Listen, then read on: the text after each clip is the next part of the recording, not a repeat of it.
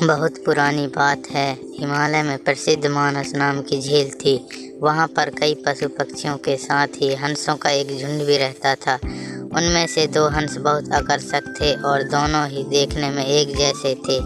लेकिन उनमें से एक राजा था और दूसरा सेनापति। राजा का नाम धृतराष्ट्र और सेनापति का नाम सुमुखा था। झील का नज़ारा बादलों के बीच में स्वर्ग जैसा प्रतीत होता था। उन समय झील और उसमें रहने वाले हंसों की प्रसिद्धि वहां आने जाने वाले पर्यटकों के साथ देश विदेश में फैल गई थी। वहां का गुणगान कई कवियों ने अपनी कविताओं में किया, जिससे प्रभावित होकर वाराणसी के राजा को वह नज़ारा देखने की इच्छा हुई। राजा ने अपने राज्य में बिल्कुल वैसी ही झील का निर्माण करवाया और वहाँ पर कई प्रकार के सुंदर और आकर्षक फूलों के पौधों के साथ ही स्वादिष्ट फलों के पेड़, साथ ही विभिन्न प्रजाति पशु पक्षियों की देखभाल और अपनी सुरक्षा की व्यवस्था का आदेश भी दिया।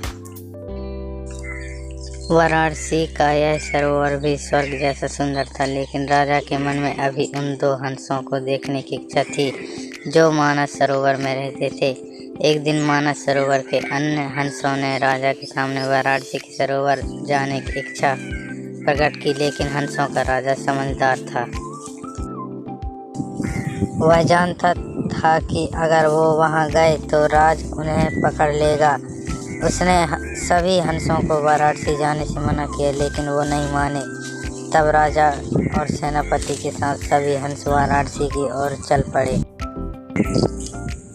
जैसे ही हंसों का झुंड उस झील में पहुंचा तो अन्य हंसों को छोड़कर प्रसिद्ध 2 हंसों की शोभा देखती ही बनती थी।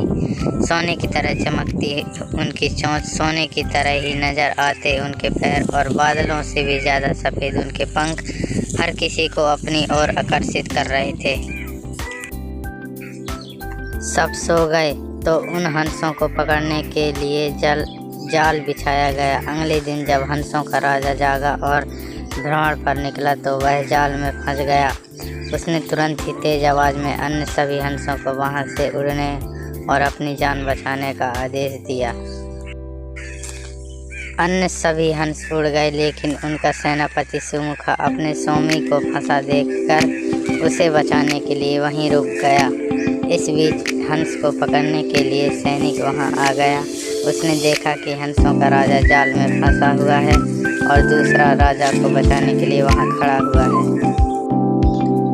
हंस की सौम्य भक्ति देखकर सैनिक बहुत प्रभावित हुआ और उसने हंसों के राजा को छोड़ दिया। हंसों का राजा समझदार होने के साथ साथ दूरदर्शी भी था। उसने सोचा कि अगर राजा को पता चलेगा कि सैनिक ने उसे छोड़ दिया है तो राजा इसे जरूर प्राण दंड देगा।